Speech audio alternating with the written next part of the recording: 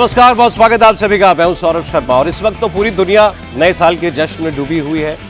हमारे देश में भी न्यू ईयर सेलिब्रेशन का जबरदस्त उत्साह है। आप सबको नए साल की सबसे पहले बहुत बहुत शुभकामनाएं। न्यू ईयर ईव के मौके पर इस साल एक बार एक नया ट्रेंड दिख रहा है। हमारे देश में आमतौर पर न्यू ईयर सेलिब्रेट करने के लिए लोग हिल स्टेशंस में जाते हैं, जैसे श्रीनगर, गुलमर्ग, सोनमर्ग, मनाली, शिमला, नैनीताल। यहाँ सैलानियों की ज़्यादा भीड़ होती है, या फिर गोवा, पोर्ट ब्लेयर, पुरी के बीचेस पर यहाँ भीड़ दिखती है। इस बार भी इन जगहों पर भारी संख्या में टूरिस्ट पहुंचे हैं, लेकिन इसके साथ साथ इस बार धार्मिक जगहों पर लोगों की जबरदस्त आमद हो रही है। मथुरा, वृंदावन, अयोध्या, काशी, जगन्नाथपुरी, द्वारका, वैष्णो देवी माता, महाकाल मंदिर, शिरडी, सीकर के खाटू श्याम मंदिर, हर जगह भक्तों का जबरदस्त सैलाब उमड़ा हुआ है। ईश्वर की शरण में पहुंचे भक्तों ने क्या कहा, यह मैं आपको सुनवाऊंगा। प्रेमानंद जी महाराज ने न्यू ईयर सेलिब्रेशन में किस बात का ख्याल रखने की बात कही है, नौजवानों को क्या सलाह दी है, यह भी मैं आपको दिखाऊंगा। जम्मू कश्मीर, हिमाचल और उत्तराखंड में बर्फबारी के बीच नए साल का स्वागत करने पहुंचे लोगों की तस्वीरें भी आप देखेंगे, लेकिन उससे पहले जरा उन देशों की तस्वीरें देख लेते हैं जहां पर नए साल ने दस्तक दे दी है। हमारे देश में तो नया साल शुरू होने में थोड़ा सा वक्त बाकी है, लेकिन दुनिया के कई हिस्सों में न्यू ईयर आ चुका है। नए साल का जश्न शुरू हो चुका है। दुनिया में सबसे पहले नया साल न्यूजीलैंड के ऑकलैंड में आया। ऑकलैंड टाइम जोन में हमसे करीब 7.5 घंटे आगे है, इसलिए जब भारत में शाम के 4:30 बजे थे, उस वक्त ऑकलैंड में आधी रात के 12 बज चुके थे। और जैसे ही घड़ी में रात के 12 बजे, जैसे ही घड़ी की सुइयां एक दूसरे के ऊपर आईं, काउंटडाउन शुरू हुआ और फिर जबरदस्त आतिशबाजी के बीच 2026 का स्वागत किया गया।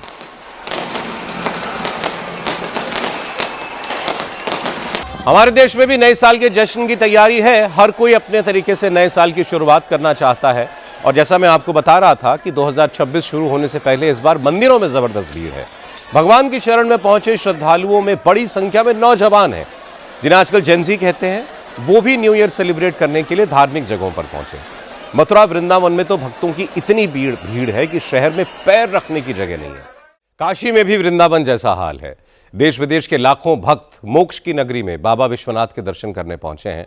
काशी विश्वनाथ कॉरिडोर से लेकर वाराणसी की सड़कों तक कई किलोमीटर तक भक्तों की लाइनें लगी हैं। जिन लोगों ने कल नए साल की पहली सुबह बाबा विश्वनाथ के दर्शन का प्लान बनाया है, वो गंगा में क्रूज की सवारी का मजा ले रहे हैं। बोट के जरिए काशी के घाटों के दर्शन कर रहे हैं। हमारी संवाददाता रुचि कुमार ने बहुत से लोगों से बात की और सबने कहा कि उन्हें मालूम था कि नए साल में भीड़ होगी, लेकिन फिर भी वो नए साल की शुरुआत बाबा विश्वनाथ के दरबार में आकर करना चाहते हैं।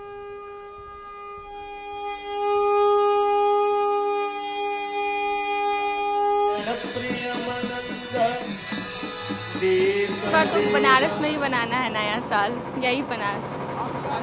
कुछ सोच के आए बनारस क्यों जाना है, कुछ वजह सोची कि नया साल यहाँ क्यों मनाएंगे? क्योंकि यहाँ अच्छा लगता है, सुकून मिलता है। अब आपको अयोध्या की तस्वीरें दिखा देते हैं। नए साल से पहले अयोध्या में भी रामलला के दर्शनों के लिए लाखों लोग पहुंचे हुए हैं। पिछले 24 घंटों में 5 लाख से ज्यादा भक्त भगवान श्री राम के दर्शन कर चुके हैं, और इनमें भी सबसे ज्यादा संख्या नौजवानों की है। अभी तक देश की जेनजी किसी खास मौके पर टूरिस्ट स्पॉट्स में, होटल्स, पब्स, नाइट क्लब्स की ओर दौड़ लगाते थे, अब मंदिरों की ओर आ रहे हैं। नए साल में भगवान के दर्शनों से शुरुआत कर रहे हैं। भारी भीड़ के बीच भक्त शांतिपूर्ण तरीके से अपनी बारी का इंतजार करते दिखे। अयोध्या के लिए तो आज का दिन बहुत खास है, क्योंकि हिंदू पंचांग के मुताबिक आज पौष मास के शुक्ल पक्ष की द्वादशी तिथि है, और 2 साल पहले इसी तिथि को अयोध्या में रामलला की प्राण प्रतिष्ठा हुई थी। इसलिए आज अयोध्या में विशेष समारोह का आयोजन किया गया है। इस मौके पर रक्षा मंत्री राजनाथ सिंह, उत्तर प्रदेश के चीफ मिनिस्टर योगी आदित्यनाथ, वो भी अयोध्या में थे। राजनाथ सिंह और योगी आदित्यनाथ ने आज सबसे पहले हनुमानगढ़ी में जाकर पूजा की। इसके बाद दोनों नेताओं ने रामलला के दर्शन किए, राम दरबार में आरती की। राजनाथ सिंह ने मां अन्नपूर्णा मंदिर के शिखर पर धर्म ध्वजा भी फहराई। महाराष्ट्र के शिरडी में साईं भक्तों का सैलाब आया हुआ है। यहां भी भक्तों की लाइन में सबसे ज्यादा संख्या जेनजी की दिखी।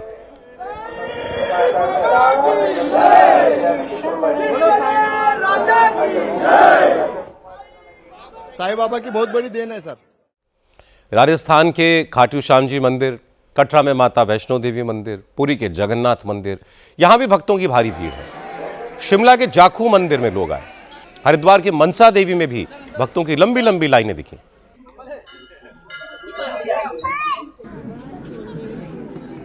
हरिद्वार में भी मां गंगा की आराधना करने और नए साल पर गंगा स्नान करने के लिए भक्तों की भारी भीड़ उमड़ी है। न्यू ईयर सेलिब्रेशन के लिए मंदिरों में जितनी भीड़ है उतनी ही टूरिस्ट स्पॉट्स पर भी है। खासकर जम्मू कश्मीर में लोग पहाड़ का और बर्फ का दोनों का लुत्फ उठाने आए हुए हैं। जम्मू कश्मीर के गुलमर्ग में इस वक्त जबरदस्त बर्फबारी चल रही है। पहाड़ सफेद चादर से ढके हुए हैं। लोग स्नो स्केटिंग कर रहे हैं, स्कीइंग हो रही है, स्नो गेम्स खेले जा रहे हैं। लेकिन आज नए साल के जश्न से पहले उन लोगों का दर्द भी दिखा जो सप्लाई चेन का महत्वपूर्ण हिस्सा है। डिलीवरी बॉयज मतलब गिग वर्कर्स, ये आज दिन भर स्ट्राइक पर रहे। गिग वर्कर्स यानी वो राइडर्स जो खाना या दूसरा सामान आप जो ऑनलाइन ऑर्डर करते हैं उसे आपके दरवाजे तक पहुंचाते हैं। वो गिग वर्कर्स बेहतर मेहनताना और सोशल सिक्योरिटी की डिमांड को लेकर आज हड़ताल पर थे। इनकी 5 प्रमुख मांगे हैं। सबसे बड़ी मांग ये है कि गिग वर्कर्स को पुराना पे आउट दिया जाए और 10 मिनट में डिलीवरी का प्रावधान खत्म किया जाए। जिस तरह गिग वर्कर्स की आईडी अचानक ब्लॉक कर दी जाती है, ये भी बंद होना चाहिए। हमारा पहला डिमांड था कि जो पुराना पे आउट था वो पे आउट दिया जाए। अब आपको कुछ सियासी खबरें बताते हैं। एसआईआर के मुद्दे पर आज तृणमूल कांग्रेस के नेताओं ने चुनाव आयोग के खिलाफ मोर्चा खोल दिया। ममता बनर्जी के भतीजे और तृणमूल कांग्रेस के महासचिव अभिषेक बनर्जी ने कहा कि चुनाव आयुक्त नॉमिनेटेड हैं, मैं इलेक्टेड हूं, जनता का चुना हुआ प्रतिनिधि हूं, इसलिए इलेक्शन कमीशन को सांसदों के सवालों के जवाब देने ही होंगे। असल में आज अभिषेक बनर्जी तृणमूल कांग्रेस के 10 सांसदों के डेलीगेशन के साथ चुनाव आयोग पहुंचे थे। सभी चुनाव आयुक्तों के साथ इनकी 2.5 घंटे मीटिंग चली। मीटिंग के बाद अभिषेक बनर्जी तमतमाते हुए बाहर निकले और कहा कि उनकी पार्टी ने चुनाव आयोग से जितने सवाल पूछे उनमें से एक का भी उन्हें सटीक जवाब नहीं मिला। अभिषेक बनर्जी ने कहा कि मीटिंग के दौरान मुख्य चुनाव आयुक्त का व्यवहार भी अच्छा नहीं था। अगर ज्ञानेश कुमार में हिम्मत है तो वो उस मीटिंग का सीसीटीवी फुटेज जारी कर दें, उसके बाद जनता समझ जाएगी कि चुनाव आयोग क्या कर रहा है। उनको लगता है गला उठा के बात करेगा और थोड़ा बहुत जोर से बोलेगा तो सब दब जाएगा। हम लोग जब बात करना शुरू किए, पहली बात तो जब कोई बोल रहा था वो रोकने टोकने लग गया। He started losing his temper. अब बात महाराष्ट्र की करते हैं। महाराष्ट्र के लोकल बॉडी इलेक्शन में आज स्क्रूटनी का आखिरी दिन था। अब 15 जनवरी को वोटिंग होगी, 16 जनवरी को नतीजे आएंगे। लेकिन बीजेपी का खाता आज ही खुल गया। वोटिंग से पहले बीजेपी के 4 उम्मीदवार जीत गए। कल्याण, पनवेल और धुले में बीजेपी के 4 कैंडिडेट्स निर्विरोध चुनाव जीत गए। कल्याण महानगर पालिका में बीजेपी उम्मीदवार रेखा चौधरी और आसावारी नवघरे के खिलाफ कोई कैंडिडेट ही नहीं बचा था। इस तरह पनवेल में नितिन पाटिल को और धुले में उज्जवल भोसले को निर्विरोध जीत मिल गई। आज मध्य प्रदेश के इंदौर से एक परेशान करने वाली खबर आई। इंदौर में जहरीला पानी पीने से 7 लोगों की जान चली गई। हालांकि सरकारी तौर पर 4 मौतों की ही पुष्टि हुई है। 150 लोग अस्पताल में हैं, जिनमें से कई की हालत बहुत गंभीर है। इंदौर के भागीरथपुरा इलाके में वाटर सप्लाई करने वाली पाइपलाइन में लीकेज से जहरीला पानी लोगों के घरों में पहुंच गया। लोगों ने गंदे बदबूदार पानी की शिकायत प्रशासन से की, लेकिन कोई एक्शन नहीं हुआ और इसके बाद लोग बीमार होने लगे और हालात इतने खराब हो गए कि पिछले 4 दिनों में 1000 से ज्यादा लोग हॉस्पिटल्स में पहुंचे हैं। तब जाकर अफसरों की नींद खुली है। पानी का सैंपल लिया गया तो वो हाईली कंटामिनेटेड पाया गया। जांच में पता चला कि एक सार्वजनिक शौचालय के नीचे से गुजरने वाली वाटर सप्लाई की मेन लाइन में लीकेज था। आज पंजाब के अबोहर से एक डराने वाली तस्वीर आई। अबोहर में एक युवक की अपनी ही पिस्टल से गोली चलने से मौत हो गई और ये पूरी घटना सीसीटीवी में कैद हुई।